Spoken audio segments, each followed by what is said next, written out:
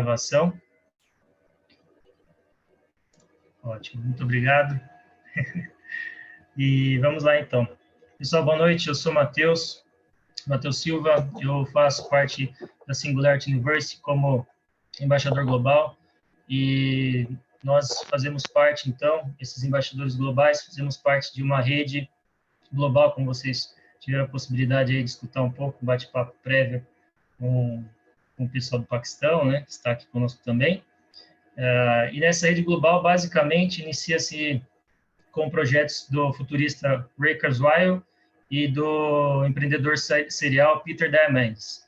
Então, os dois juntam-se ali em 2009, 2010 e lançam a Singularity University, que basicamente é um grupo, é uma escola, é uma estrutura que visa, a partir de teorias e visando tecnologias disruptivas que impactem bilhões de pessoas, como nanotecnologia, engenharia espacial, indústria 4.0, e por aí vai, impressão 3D, né, todas essas tecnologias disruptivas que impactem bilhões de pessoas. Com o tempo, a estrutura e a dinâmica do grupo foi se reestruturando e se desenvolvendo. Hoje, a Singularity University se transforma em Singularity Group, e esse grupo se mantém alguns valores e algumas posições da Singularity University, então, tem um posicionamento modificado no ano passado, né? Durante a pandemia, teve várias estruturas sendo modificadas em termos de estratégia, em termos de estrutura, mas continua, então, a relevância global e os encontros de Master Executive e toda a estrutura de universidade, né, de conversa com CEOs globais à frente dessas temáticas. Nós temos também a presença de organizações que fazem parte, em alguns países, da chancela da Singularity, como a Singularity U Brasil, que aqui é liderado pelo Grupo Anima, HSM, que também fazem eventos, principalmente nas grandes capitais, né, tem o programa executivo deles, e aqui a gente está falando com um grupo que tem um grupo voluntário. Global Ambassadors são voluntários interessados, são empresários, são empreendedores, investidores que se interessam pela temática. Então, esse é um overview geral para vocês. Se vocês não conheciam, agradeço a possibilidade de estar conversando com vocês e com quem estará conosco depois na gravação, tá bom? Eu sou Matheus Silva, então, Global Ambassador, e já tive um posicionamento também aí à frente de uma consultoria de inovação, tenho uma experiência com organizações de eventos de inovação. Acho que vai ser um bate-papo bem bacana aqui com vocês. Eu estou aqui também com duas pessoas qualificadíssimas aqui, com experiência, vou até pegar aqui a bio de cada um deles. Fabrício Furissaco, CEO do Datamakers, agência de Big Data, e Fabrício ele ajuda empresas a aplicarem uma cultura de dados e darem os primeiros passos no metaverso. Nos últimos 6 anos, atuou como Head de Insights da Meta, antiga Facebook, para a América Latina, onde realizou mais de 300 pesquisas de comportamento do consumidor e liderou projetos de tendências, Big Data, Customer Experience e Metaverso. Seja bem-vindo, Fabrício. Boa noite. Obrigado, Matheus. Boa noite a todos. Queria dizer que é um prazer estar aqui hoje com vocês e estou ansioso para esse bate-papo. Acho que tem muita coisa legal para a gente compartilhar também. Muito obrigado. E também estou com a estrelíssima aqui, Bianca Torquato, CEO da Vex, que é uma spin-off da Lonx Studios.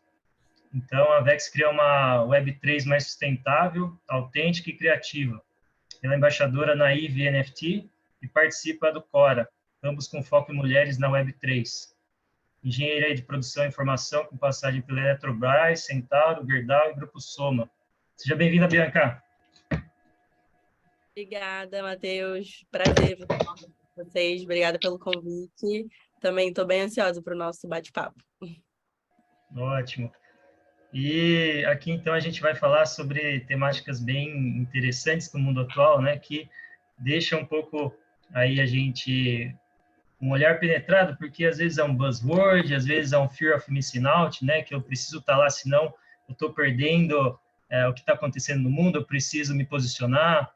E quando a gente fala de metaverso, NFT, a gente está falando também de uma estrutura, de um desenvolvimento de uma rede descentralizada, de um blockchain, né, essa tecnologia que permeia essas condições de desenvolvimento de novos negócios, novos serviços, novos produtos. Eu tenho aqui alguns dados bem interessantes que depois eu vou apresentando, a gente vai explorando nesse bate-papo, mas basicamente a gente vê a Web3 e o metaverso de uma mudança de um cenário O plus O, que seja online mais offline, então uma Web 2.0, para um formato em que a gente tem online, offline, e o adicional de mais um O, que é o on-chain, em rede, né? Tudo encadeado numa rede. E para isso também eu queria abrir, né, com o que aconteceu na nossa conversa metaverso, já abro para o Fabrício e para a Bianca. Fabrício pode iniciar a conversa e a Bianca já adiciona. O que é isso, hein? O que é metaverso para você? A gente tem várias terminologias, teorias, mas assim, queria saber de vocês, o que é metaverso para vocês? Não, é verdade, Matheus. A gente tem muitas definições, né? E eu, enfim, como estou diretamente envolvido com o assunto, estou sempre lendo novos artigos, novos materiais, novos estudos.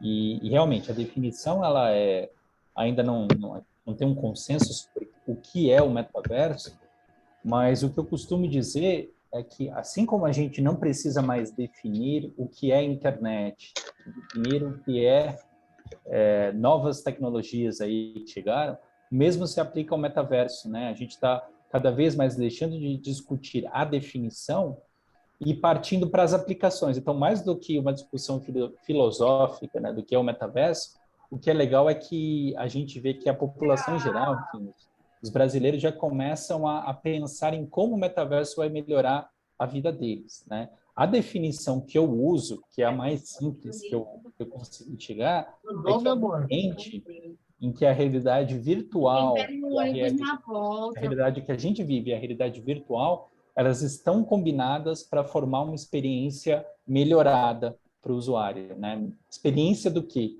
Essa experiência ela pode ser uma experiência de comprar um produto, de passar por um processo de teste, de experimentação, de buscar uma forma diferente de assistir a uma aula, de entender melhor um conceito abstrato, um conceito financeiro, de você visualizar de uma forma muito mais imersiva um destino de uma viagem.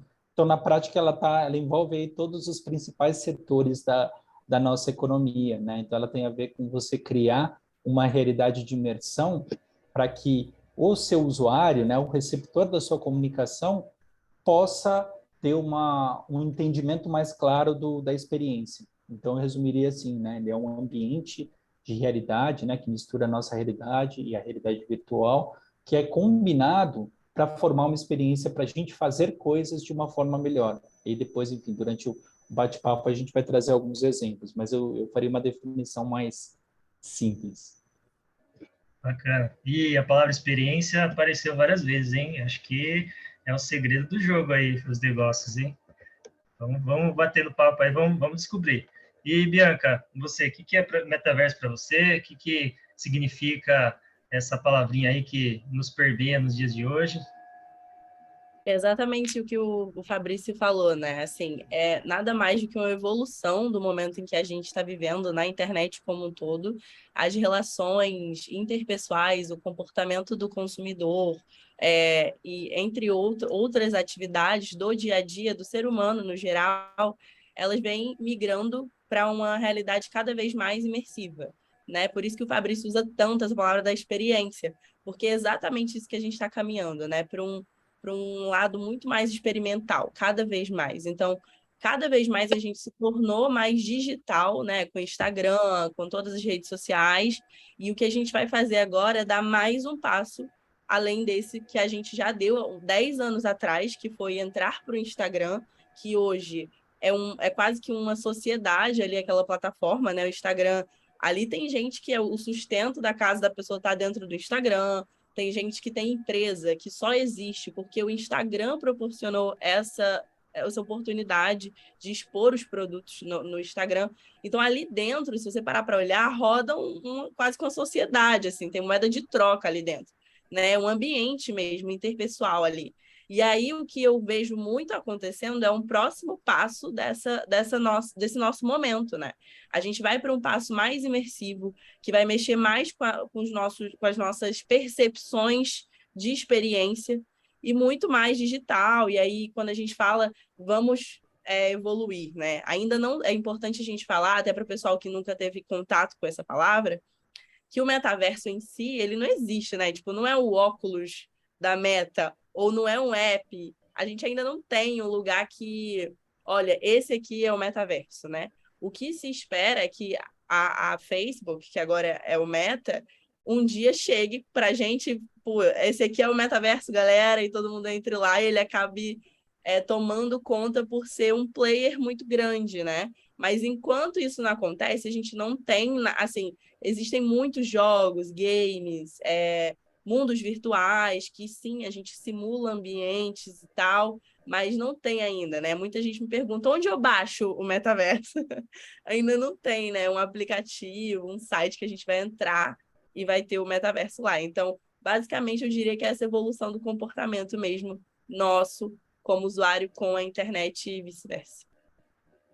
Ótimo. Acho que já puxa um gancho, então, que a gente sabe que Brasil, Filipinas e outros países asiáticos, assim como da América do Norte, estão muito bem posicionados em termos de utilização de redes sociais, presença digital, muito embora a gente tenha a classe C, D e E no Brasil, uma presença limitada do uso de internet, mas mesmo assim a gente vê pessoas de baixa renda com um smartphone, com conexão, mesmo sendo antigamente era lan house, né? Hoje em dia qualquer café tem uma conexão aberta.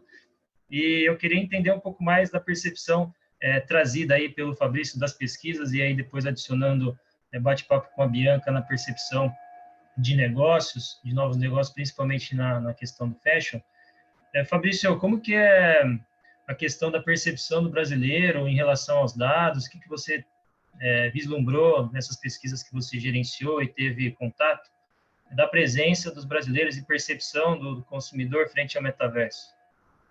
Então, legal. O Brasil, como você colocou, né? O Brasil e os países do leste da Ásia, eles têm muitas características de leapfroggers, né? Que é uma palavra difícil, mas que ela define esse comportamento de adesão acelerada a novas tecnologias, né? Então, você falou do smartphone, é muito comum, né? Para muitos brasileiros, o primeiro contato que eles tiveram com a internet não foi com um computador, nem com laptop, foi direto para o smartphone, né? Então a gente deve ter esse movimento também para o metaverso, né? Ou seja, muitos consumidores, antes de ter a oportunidade de ter a internet, ou vão ser apresentados à internet, já num contexto de metaverso, num contexto de realidade aumentada, realidade virtual.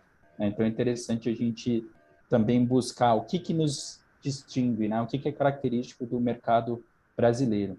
Eu tenho feito vários estudos aí, enfim, nos últimos anos, sobre metaverso, né? O mais recente mostrou uma realidade que a gente, na verdade, já esperava, né? Quando a gente olha para o Brasil e a gente mora, enfim, é um país continente, né?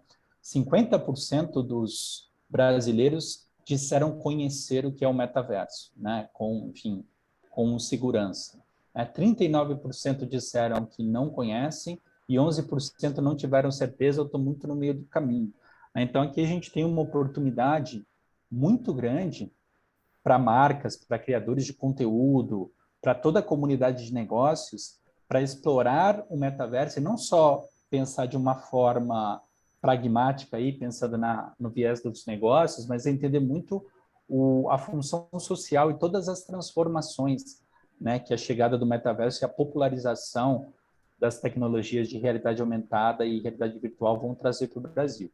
Né, o que a gente destaca aí nesse número, embora ele seja um número ok, né, muito comparado com outros mercados, a gente ainda vê quando a gente isola, né, e olha tipos de consumidores e respondentes, né, que foram contemplados nessa pesquisa, a gente vê que mulheres e pessoas das classes C, D e E ainda apresentam um nível de conhecimento declarado menor, né? Então, aí a gente tem também a oportunidade de fomentar, e acho que a Bianca vai poder falar muito melhor, mas como é que a gente estimula e democratiza o conhecimento em relação ao metaverso, né? Mas se a gente fosse traçar uma visão objetiva, é um conceito que é incipiente, né, no Brasil, e, claro, a gente tem que falar do Brasil como um país gigante, com várias realidades, mas ainda assim a gente tem todas essas oportunidades, né? Quando a gente avança mais e tenta entender o que as pessoas esperam do metaverso, né? Que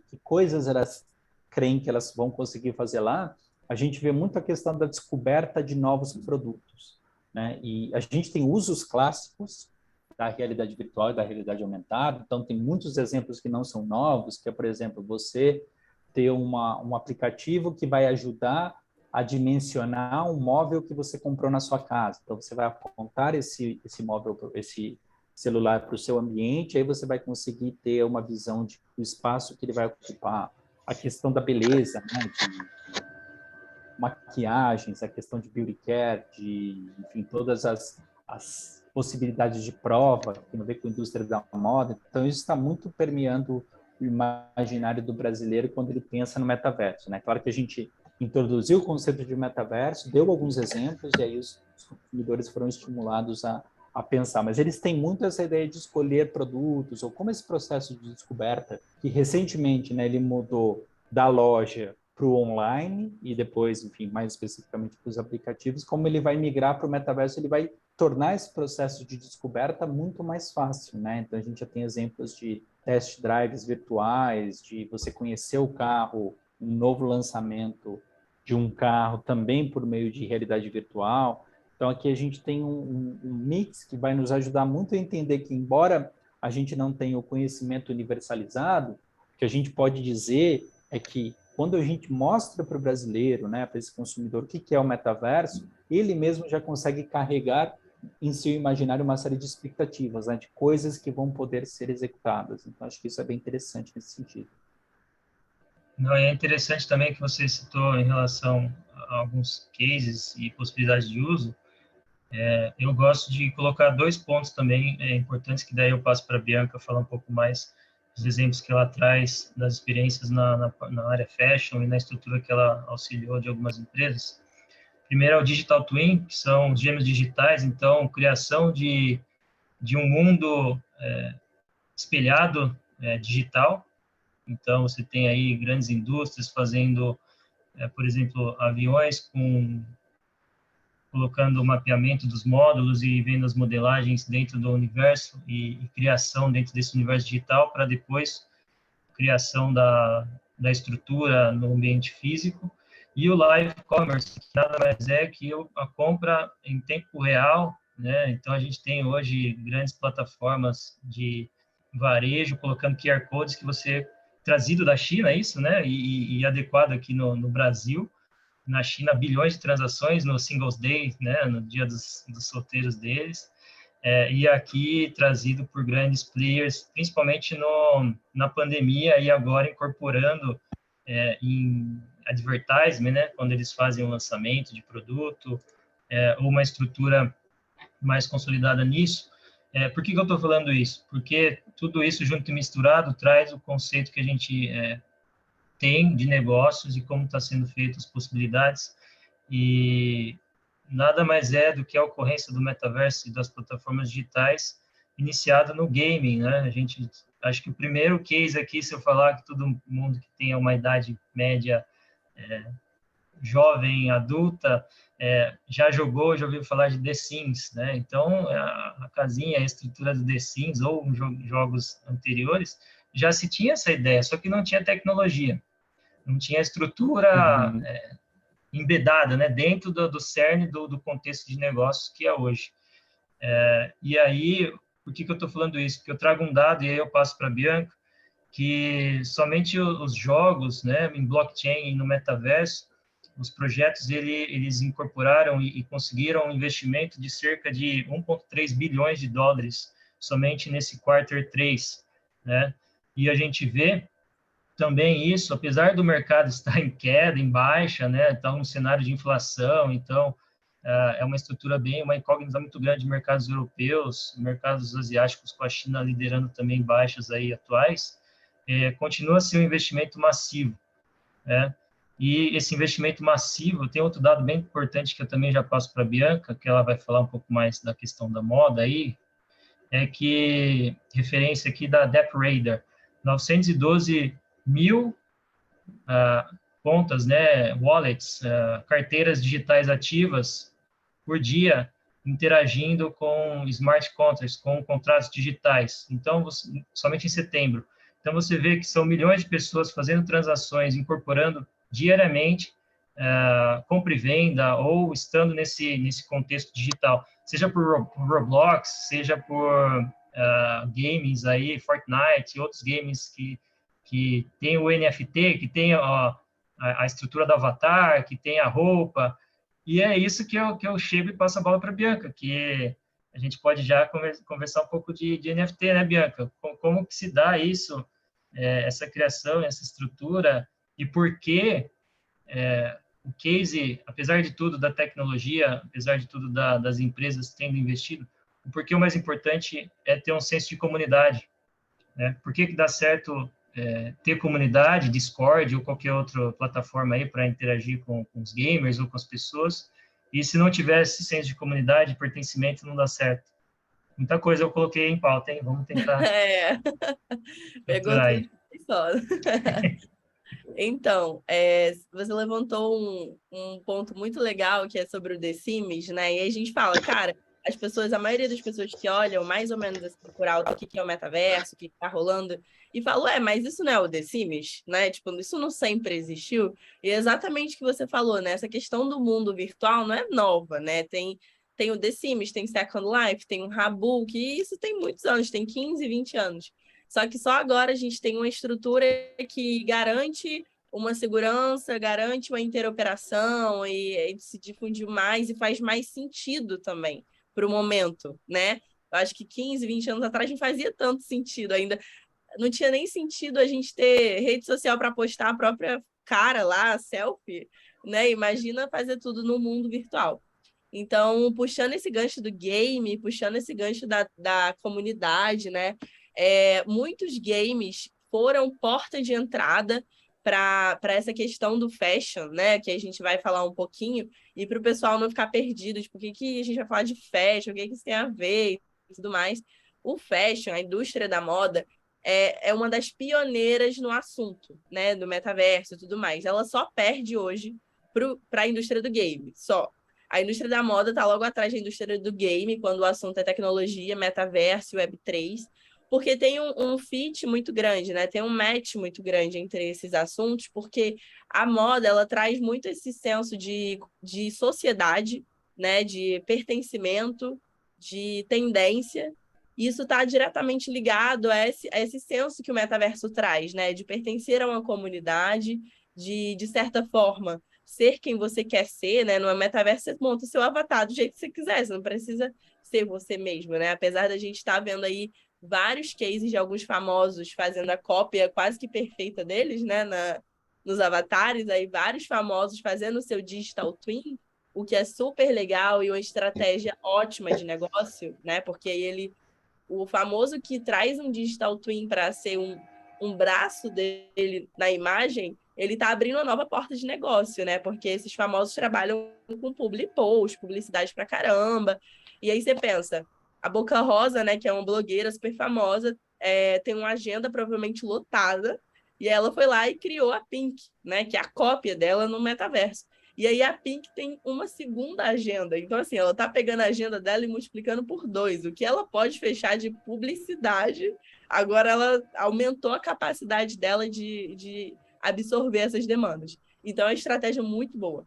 Mas voltando para o metaverso e a moda, bom, a moda entra muito nesse pilar da identidade, desse pilar do pertencimento, de construção, de expressão, né? A gente fala muito de expressão de identidade nesse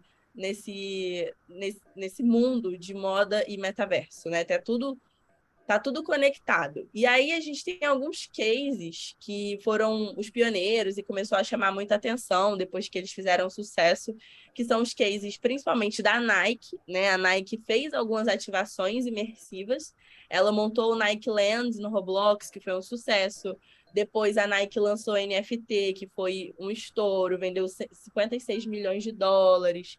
Então a Nike vem se ativando já, né, nesse mundo há um tempo e acabou chamando a atenção de muita gente, né? Porque a Nike tem um poder de alcance de pessoas, de fãs e inúmeras comunidades muito grande, né? A Nike vai até de um padrão mais baixo até um padrão mais elevado, então isso disseminou o assunto. Outro case que a gente tem também é a Gucci, a Louis Vuitton, a Dior, muitas marcas, assim, estou falando até nomes, assim, que são mais de luxo, né? E aí, a gente sempre justifica isso, pô, mas só a Kenzo, a Gucci, a Louis Vuitton vai fazer, mas na moda isso é um comportamento muito natural, né? Tudo nasce no luxo, ele é um catalisador de tendências, né? O luxo catalisa e depois dissemina para toda a cadeia. Então, tem uma coisa bem legal que a gente já fazia quando eu trabalhava no Grupo Soma, que é a maior grupo de moda aqui do Brasil, que era o reaproveitamento de boa parte da cadeia produtiva das roupas graças ao 3D. Então, no mundo da moda, existe uma coisa que é a peça piloto. E a peça piloto, para o engenheiro de produção, ela é o terror da nossa vida, porque ela vai e volta umas 50 vezes até a estilista aprovar a peça final. E esse vai e volta é logística, é custo e tecido, é meio ambiente, é sustentabilidade. Graças ao 3D, a gente consegue fazer que essa estilista aprove quase que 90% da peça só no digital. E a gente reduzia um vai e volta de 50 vezes para 2, 3 vezes. Isso é um grande ganho, né, assim, para a indústria como um todo. E o público dessa ferramenta é um público super exigente, que é estilista. Elas são muito exigentes, elas precisam ver o caimento do tecido, como isso vai ficar, qual é a leveza. E ainda assim estava dando certo. Então, quando a gente fala dessa evolução digital, da realidade aumentada principalmente, a gente está falando de uma evolução como um todo. Isso tem impacto na sustentabilidade, tem impacto no meio ambiente, é um grande salto que a gente pode dar em vários ambientes, né? Não só no fashion. Essa ferramenta a gente também vê muito use case na medicina, né? Teve um dia que saiu uma notícia de uma cirurgia que foi feita através de óculos de realidade aumentada e tudo mais. Então, é um avanço para a sociedade como um todo, né? Então, bom, voltando para o fashion, que eu já fui lá na medicina e voltei. No fashion, justamente essa conexão, tá, Matheus? E aí você falou da comunidade. A comunidade, ela tem um poder muito importante, porque antes, no momento que a gente está, que é a era da Web 2, e é publicidade pra caramba, é anúncio pra caramba, né? Nosso Instagram fica anunciando um monte de coisa, as plataformas detêm alguns dos nossos dados para conseguir veicular esses anúncios. Nessa era que a gente vive, os anúncios funcionam muito, assim. A gente é diariamente seduzido por anúncio, né? Quem nunca clicou num saiba mais, arrasta para cima.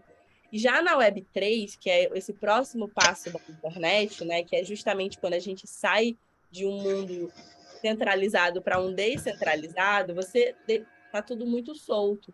Então, quando você tem uma comunidade de pessoas interessadas num propósito de um projeto, você tem quase 100% de chance desse projeto deslanchar, né? Seja ele um metaverso, seja ele um projeto de NFT, porque a comunidade ela vai te dar muitos inputs para você conseguir delinear esse projeto e ter maior sucesso no seu lançamento. Então, por isso que a gente fala tanto de comunidade, porque não existe a gente lançar, por exemplo, um projeto de NFT e colocar anúncio nele para ele vender por aí, no Google, no Instagram. Não vai funcionar, porque não as pessoas que, de certa forma, se interessam por esse assunto, estariam interessadas a se engajar no propósito desse projeto, desse NFT, elas não estão no anúncio, elas estão em comunidades, elas estão em fóruns, em discussões. Então, por isso que a gente olha muito para a comunidade no momento Web3 que a gente está. Legal.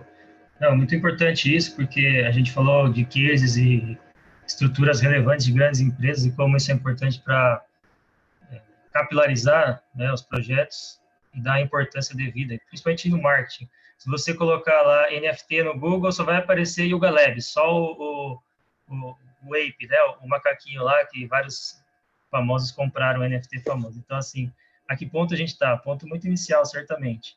E essa curva de adoção da inovação, né, que é um ponto que a gente está ainda muito incipiente, muito no início, eu pergunto para o Fabrício, como que está em relação ao metaverso? Isso aí é uma tendência? Isso aí já é algo que vai ser corriqueiro? Quem está para trás precisa entrar? Como que está em relação à maturidade da estrutura e do metaverso e o que ele permite, né? Neste caso, é o modismo? O que você tem de dados e o que você tem visto aí no mercado? Acho que você tocou num ponto bem importante, porque tem muita gente falando isso, né? E sempre que a gente tem um tema que ganha muita evidência, às vezes a gente gera essa resistência natural, né? Porque nós, como seres humanos, a gente tem essa resistência ao novo, né? A gente tem uma série de evidências que nos permitem dizer que realmente é um estágio de maturidade e que a gente está vivendo exatamente nesse momento um ponto da virada do que vai ser a adoção do metaverso, não só, enfim, no mundo, mas também no Brasil. Né? Tem um ponto que é importante, e acho que até a Bianca tocou nesse ponto, né? Não necessariamente aplicações de realidade virtual e realidade aumentada são novas, né? A gente já tinha essas tecnologias muito de maneira experimental, né? Mas o que a gente vê hoje, e até, enfim, quem é um pouquinho mais velho lembra do Google Glass, né? Que foi um device, um dos primeiros aparelhos que tentou popularizar a realidade aumentada, enfim, mas que ele acabou não dando certo, porque para você ter uma tração para uma inovação, você precisa basicamente de 3 frentes, né? Ou 2 frentes principais para simplificar. Você precisa ter a frente de ter, de um lado, né, uma base de indústria que esteja pronta para desenvolver esses produtos, que tornem esses produtos comercialmente viáveis, né? Falando o português, claro, que as pessoas consigam consumir esse produto, consigam comprar e que isso de fato se popularize. E da outra frente, as pessoas têm que estar dispostas a aderirem, né? E hoje a gente tem vários indícios desses 2 pontos, né? Enfim, até da época que eu atuava na Meta, lembro de um dado em que mostrava um pouco esse crescimento, né, desse último ano, né? A gente teve olhando muito para a dimensão do interesse das pessoas, né? As pessoas buscando mais termos relacionados à realidade virtual e realidade aumentada, né? Ano após ano, no último ano, esse aumento foi de 44%. Também aumentou o número de grupos relacionados a esse tema, né? Um grupo para discutir realidade aumentada, para discutir realidade virtual, ou seja, as pessoas se reunindo em comunidades para trocar informações. Esse é um outro indício, né? O número de anúncios especificamente, né, focados em projetos ou em soluções de realidade virtual e realidade aumentada também crescendo, né? E também os nossos estudos que mostravam que as pessoas já tinham muito na cabeça como elas vislumbram aí no futuro todo o processo, a jornada de compra de entretenimento, a possibilidade de você vivenciar um show de uma forma mais imersiva, mesmo não estando no local, educação, enfim, varejo, serviços financeiros. Então, a gente tem, de um lado, o consumidor, né, inclusive o consumidor brasileiro, muito com essa expectativa, né, a expectativa de fato, poder usufruir dos benefícios da realidade virtual e da realidade aumentada. Do outro lado, a outra frente é a frente do mercado, né? E a gente vê tanto o crescimento em investimentos em realidade virtual, especialmente em realidade aumentada, crescendo aí vertiginosamente. A gente tem o aumento do número de pessoas no mundo com smartphones, né? Que são devices para você experimentar a realidade aumentada. Então, a gente tem hoje 3,3 bilhões de pessoas que têm um smartphone.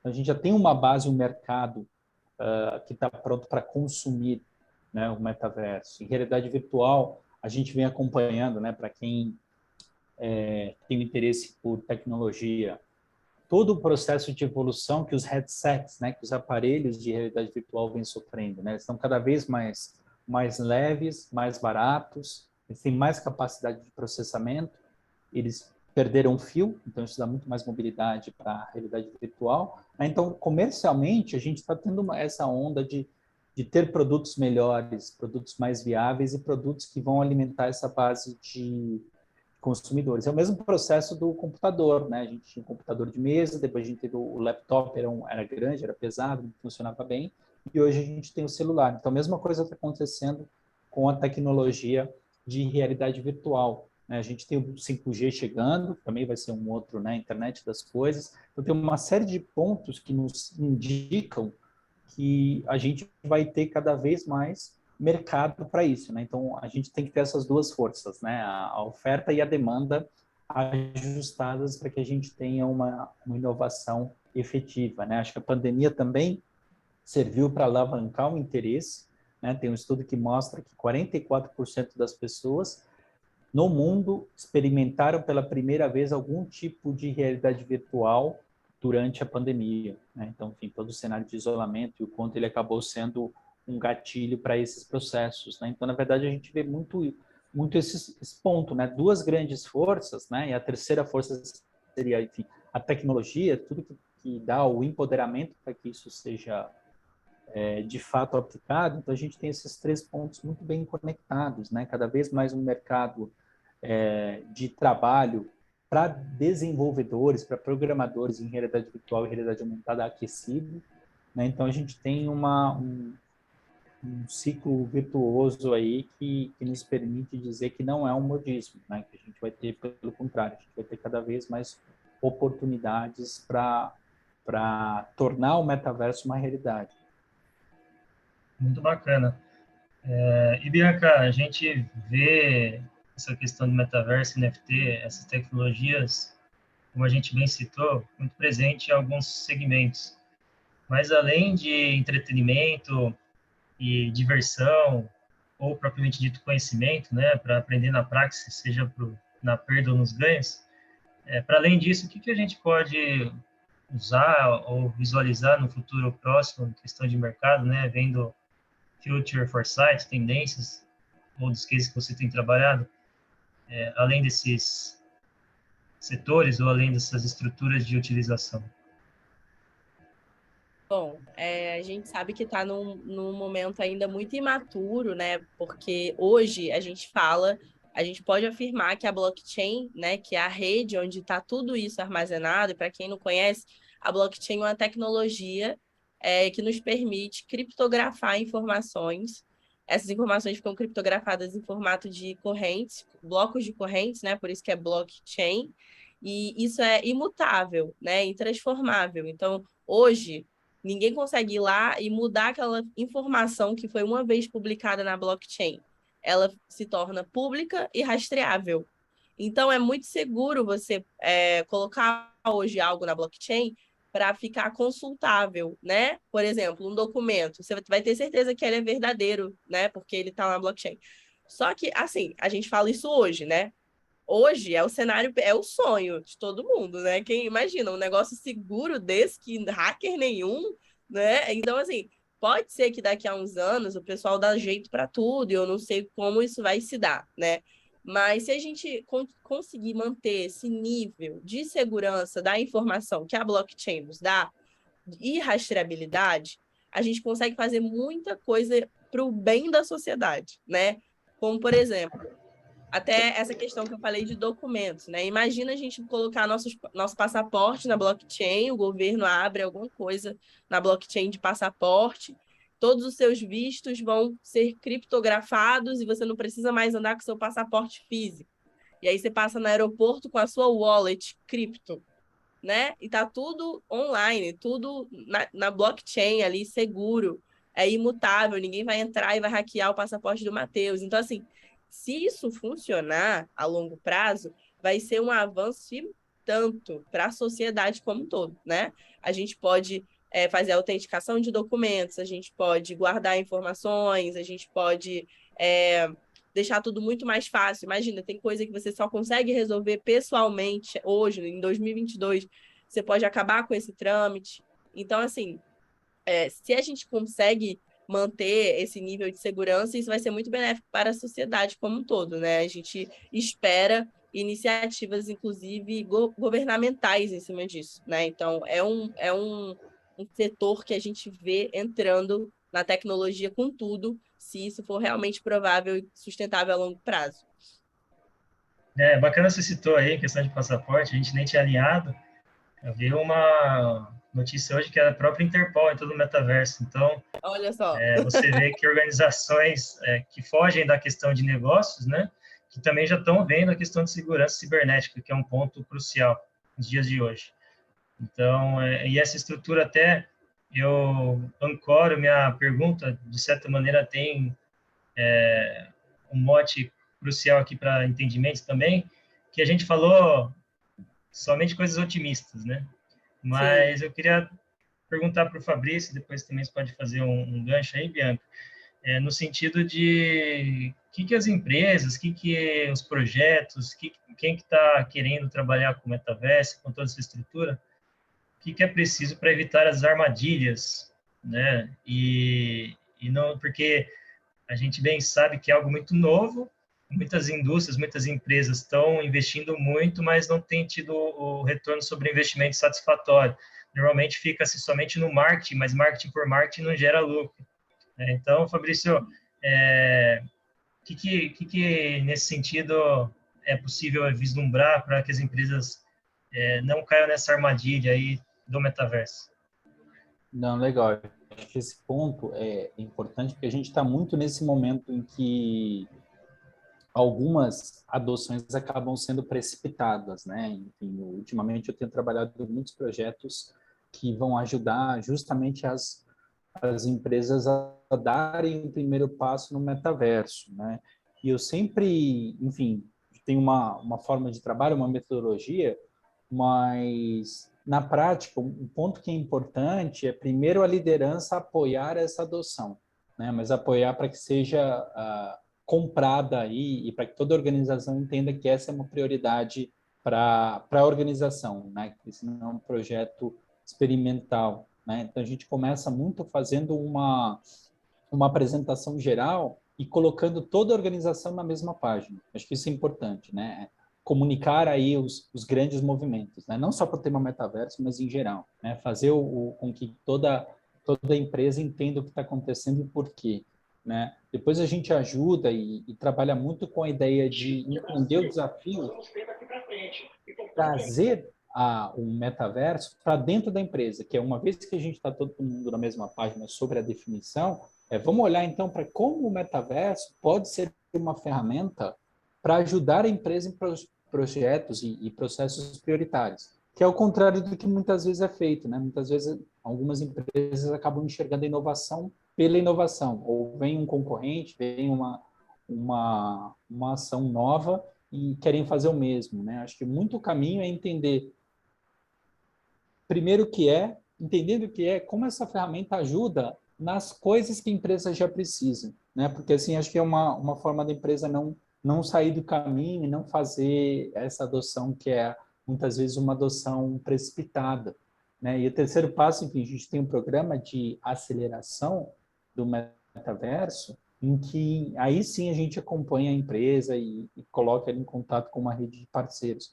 Mas na prática, assim, a questão das armadilhas, ela tem muito a ver com o entendimento de que o metaverso ele vai ser sempre um meio, uma ferramenta para ajudar a empresa a fazer alguma coisa, se conectar com o cliente, apresentar um produto, apresentar um projeto, a ter e eu falei muito da experiência no começo, né, mas a ter uma experiência melhor. Então, ela sempre tem que ser um fim para um objetivo, um meio, desculpa, para um objetivo que a empresa já tem. E não simplesmente estar no metaverso porque está todo mundo falando sobre isso, né? Então, muitas vezes a empresa ela tem essa dificuldade, né? Você falou da questão do marketing e acho que não tem nada errado. A gente tem enfim, uma série de empresas que começam com ações de marketing, com ações que teoricamente são ações de maior impacto, mas o que é importante, por isso eu retomo aquele ponto de ter o projeto comprado pela liderança, não comparar também um projeto no metaverso com um projeto, enfim, como a forma de trabalho atual. Por quê? Porque a empresa ela trabalha hoje e ela tem uma forma de trabalho tradicional que tem muito a ver com toda a bagagem, o histórico de erros e acertos, né? Então, por isso a empresa ela acaba adotando um caminho ótimo. E quando você pega uma ação, um projeto do metaverso, ele vai pelo contrário, na verdade é uma inovação. Então, você está fazendo pela primeira vez. Você tem naturalmente uma curva de aprendizado para tudo que é novo. Então, você precisa ter a tolerância também ao erro, né? E a entender que muitas vezes não dá certo você fazer uma análise que é uma análise pragmática, racional, por exemplo, de ROI, ou de custo. Você precisa entender que você está entrando em um novo ambiente e que você precisa ter a cultura da experimentação. Né? Então, você faz normalmente a empresa, né? Ela faz um projeto de uma forma porque ela já tem essa expertise. Então, você comparar a forma atual, a forma tradicional, com um novo projeto no metaverso, não é um bom caminho, né? Não é um caminho produtivo, porque sempre você vai ter esse processo de adaptação, né? Então, acho que é importante, e eu sempre toco nesse ponto, olhar para o metaverso como uma forma de tornar a empresa mais, ou essa conexão do consumidor com a empresa muito mais forte, né? Então, como a gente tem dentro do plano diretor, dentro do planejamento estratégico, né? O que o metaverso vai ajudar dentro do que a empresa já planejou? Quando a empresa adota o caminho de basicamente, vamos fazer uma ação de metaverso porque é importante e entende essa ação como um modismo, como uma forma de marcar o território, muitas vezes ela se frustra, porque ela vai comparar esse projeto com projetos atuais e ela vai ver que ela não teve retorno, mas na verdade não, na verdade é um caminho que você precisa adotar, né, entender todo esse processo de maturidade do mercado, dos consumidores, dos fornecedores, enfim, todo um ecossistema está aprendendo ao mesmo tempo aí a como trabalhar no metaverso. Por isso que, enfim, quanto mais de cima para baixo, né, falando do ponto de vista hierárquico, e também de dentro para fora, do ponto de vista do que a empresa precisa, melhor, né? Então acho que, enfim, sem querer me alongar, acho que é importante ter esse norte, né, e de usar o metaverso como uma ferramenta e não como o objetivo em si.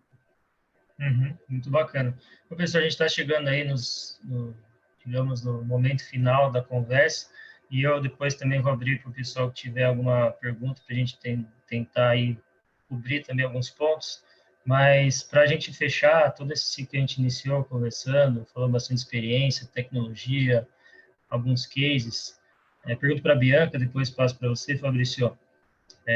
Em termos gerais e sucintos, talvez em bullet points, digamos, né? Vocês trazerem aí o que de fato, eu acho que eu vou pular essa do negativismo para a Bianca e aí ela já mira o otimismo, né? Quais são os segredos e as ações aí do sucesso no metaverso, na Web3 e nos projetos como um todo que a gente citou aí, Bianca e depois Fabrício?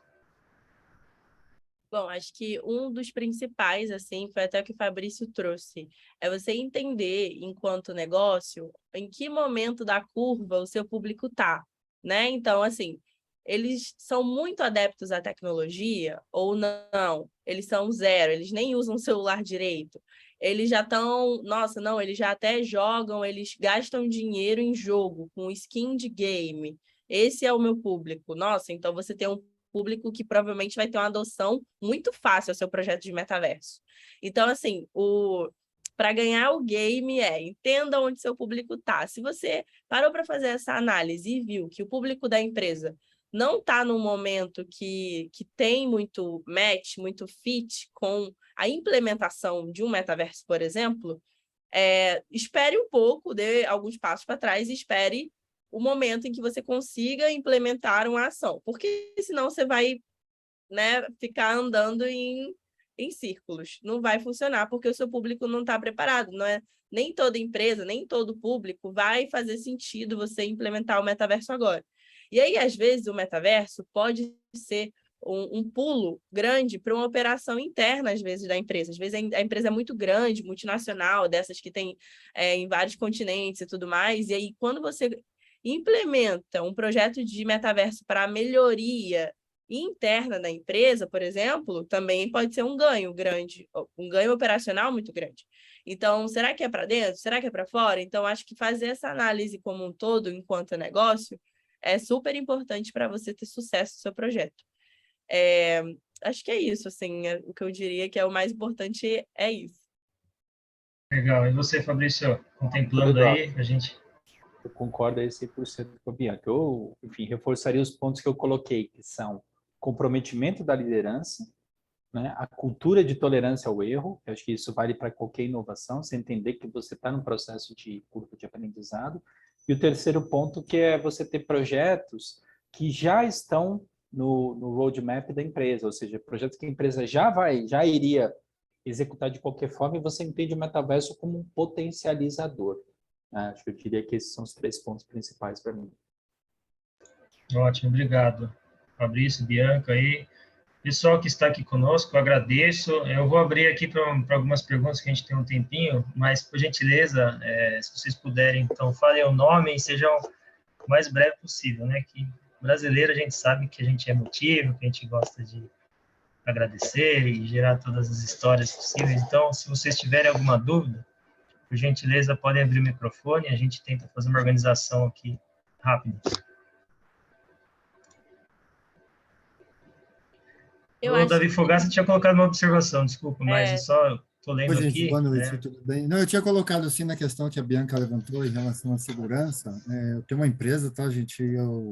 A gente desenvolve soluções de tokenização para algumas empresas também, e a gente está indo justamente nessa frente. É bem o estilo da Lumix aí, que a Bianca faz parte, mas nós somos pequenos ainda. E na questão da segurança, que ela levantou a questão que tomara que seja sempre seguro desse jeito, eu ia fazer uma observação que, de fato, é seguro. As falhas que ocorreram, os ataques hackers que ocorreram, foram ou por facilitação de um ex-membro do time, no caso do ataque da rede Ronin, lá do Axie Infinity, foi uma facilitação, e geralmente são bugs ou coisas bestas, né, que às vezes passam despercebidos, a exemplo do experimento de cadeia cruzada aí da Binance, né, de acordo que teve esse travamento da rede aí. Então, é muito seguro, sim. Eu acho que o hack, para conseguir bater num grau de criptografia tão grande, independente do blockchain que seja, eu acho muito difícil. E a tecnologia ela vai avançar bastante tempo nesse sentido aí. Sem dúvida. Obrigado aí por agregar, Davi. E, de bom. fato, né, a gente tem as redes aí, toda a criptografia, né, a evolução do blockchain, na verdade, né, é numa estrutura de criptografia avançada e de segurança, mas, obviamente, tem as quebras, né, então, cibersegurança está andando muito em conjunto, independente de ser um nível de codificação avançado, né, a gente tem as quebras, né, que normalmente são humanas, né? Exato, exatamente. Exato. E só uma outra observação no caso, e também os hackers, né, que acontece também é por falta de falha humana, né, falta de cuidado. A gente vê pessoas interagindo com contratos, com sites que de fato não são confiáveis, e isso aí não é nem a falha do próprio contrato, isso é uma falha humana mesmo, é falta de atenção, né, de se autopoliciar. Então, Não, eu sensacional. acredito, né, que acredito que de fato é seguro mesmo de verdade. E uma outra observação em relação ao que o Fabrício falou, e que a própria Bianca falou também, o termo metaverso hoje em dia ele é muito fechado, parece que a gente está falando de uma coisa que parece que nós estamos falando em outro idioma, diferente até do nosso amigo Ibrahim que está aí. E aí o que precisa ser feito é justamente essa comunicação mais objetiva, né, mais simples para as novas pessoas. Eu acho que quando a população, no geral, começar a entender qual é a vantagem disso, né? Não para ela, porque eu acho que a população ela vai ser a ponta da linha, tá? Eu acredito que empresas precisam evoluir primeiro as grandes, depois as médias, depois as pequenas, e aí vai ter uma abrangência total, né? E aí sim a gente começa a falar do metaverso como uma única coisa, né? Levando em consideração, como o Fabrício falou, o metaverso hoje é mais uma ferramenta, né? E aí a indicação que a gente faz em reuniões com empresas, artistas e etc., é que ele precisa se tokenizar, ele precisa entrar, dar o primeiro passo para esse mercado, trazer a comunidade dele, para aí sim, depois que ele decidir entrar no metaverso, uma coisa única, maior, essa comunidade vem junto com ele, e assim todo, né, que todo mundo que está envolvido nesse mercado ter o reflexo disso, né? Eu acho que o mercado hoje precisa justamente de pessoas, né? Sem dúvida. Nós temos uma repulsa, né? Sem dúvida. E E é isso, pessoal. Acho que foram ditos, né, vários pontos, insights aqui, tecnologias. Acho que tokenização é um ponto que a gente vai trazer em próximas conversas também, porque tem desenvolvido grandes possibilidades de negócio, principalmente em real estate, na verdade em tudo, né? Criando aí possibilidades de novos negócios. Alguma nova pergunta, insight, para a gente fechar então essa conversa? Se vocês quiserem, vocês podem abrir o microfone. Eu queria falar, Luiz, Luigi. sobe minha câmera aqui para me apresentar. Peraí. Apareceu aí, não? Subiu. Tudo bem? Boa noite. Tudo bem. Boa noite, sou de São Paulo aqui, é coisa rápida.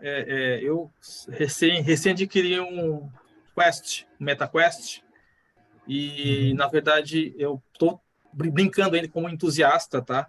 Mas eu tenho, assim, bastante coisa para aprender ainda nesse universo. Eu trabalho com comunicação e marketing. Nós temos lá na empresa um departamento que cuida de arquitetura promocional, mexe muito com 3D. Estou vendo alguns vídeos e estou tentando montar uma parceria com um amigo meu, arquiteto. Acho que as possibilidades são infinitas aí. Está engateando ainda no Brasil, principalmente por conta do preço da tecnologia, mas acho que a novela está aí, né? Começou a mexer muito com o metaverso. Então, quem sabe não é um gatilho para as pessoas começarem a entender as possibilidades desse novo ambiente aí. Estou bastante empolgado com o meu Quest aqui, por enquanto. Que bom. A empolgação obrigado por fator participar. relevante. Obrigado pela palavra aí, tá? Agradeço, Luiz. Não, acho que início de tudo é experimentação. Assim como eu fiz com criptomoedas e criando minha wallet no MetaMask, e investindo em NFT, e perdendo, e deixando lá para ver, fazendo hold. Enfim, você vai aprender colocando a mão na massa ou experimentando, né? Então, as possibilidades são infinitas. E está muito no começo. Então, depende de cada um de nós aí procurar informação. Se tiver facilidade, procurar informação lá fora, mas o Brasil também está criando e gerando conteúdos relevantes aí. Bianca, Fabrício são pessoas qualificadíssimas para falar sobre, né, com essas experiências deles. E que vocês possam ser novos também criadores de conteúdo aí, criando novos negócios e a gente possa ter mais cases de sucesso Brasil e mundo afora, né? Muito obrigado a participação de todos. A gente bate aqui o nosso tempo. Bianca e Fabrício, eu vou pedir um único recado final, que aqui não estava combinado, mas se vocês tiverem alguma série, algum livro, algum conteúdo relevante que vocês venham à cabeça agora para a gente fechar.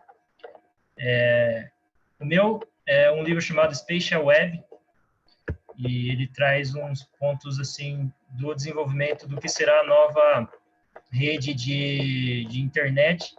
Não cita relativamente Web3, mas é uma convergência de tecnologias, e eu deixo, então, aqui minha dica, Spatial Web. A minha dica é mais coisa prática do dia a dia, que eu acompanho o dia todo no LinkedIn. Acho que é ótimo para aprender com o exemplo do dia a dia. Tem 2 canais no YouTube que eu vou indicar que eu adoro, que são brasileiros. Um é Decentra Educa, toda semana tem o Decentra Talks, e são casos de Web3 sempre, e todos brasileiros. Então, eu já falei da Vex lá, já teve a Ivy NFT, já esteve lá, e a Lumix Studio já esteve lá falando de case. Então, a gente, toda semana é um Talks diferente, Decentra Educa. O outro é Web3 Club, mesma coisa, os meninos toda semana têm vídeo novo falando de projeto que lançou, projeto de NFT, projeto de metaverso, e eles dão muito foco no Brasil também, o que é legal. E também uma newsletter que eu assino, que é muito legal, chama The Block Point, que eles falam sobre blockchain, NFT, cripto, etc., que eu também acho que é legal aprendendo na prática. Toda terça e quinta, se eu não me engano, tem artigo novo lá. Legal, dica aí, pessoal. Vou dar uma dica que acho que vai em outra linha, mas enfim, a gente falou muito sobre a adoção de novas tecnologias, né, de metaverso, NFT. Tem um livro muito bacana, agora eu esqueci o autor, mas é fácil de lembrar, o nome é simples, chama The Hitmakers. E esse livro ele trata muito sobre esses processos de adoção, né, o que faz uma tendência, enfim, deixar de ser o modismo e virar realidade. Então, ele analisa muito essa curva de experimentação e adoção em massa. Então, acho que ele é muito útil também como uma ferramenta para a gente entender como é que esse processo de adoção em massa pelo consumidor médio acontece. Então, acho que tem muito a ver com o que a gente falou hoje sobre momentos, timings de adoção aí para novas tecnologias. Ótimo. Obrigado, então. Fica a dica a todos. Vou encerrar aqui a nossa gravação. É isso aí, pessoal. Agradeço a todos pela possibilidade de partilhar aqui com vocês essa conversa e até a próxima. Obrigada, Obrigado. Boa noite. pessoal. Boa